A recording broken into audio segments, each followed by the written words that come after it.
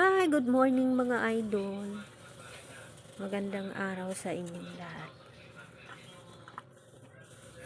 Tara, inom tayo buko. Ang sarap, matamis. Timing talaga ang pagdaan nung naglalako ng buko. Kanina pa ako naghahanap ng mabibilhan ng buko. Nag-aantay pala kasi nandito lang ako sa tindahan. Buti na lang may dumaan.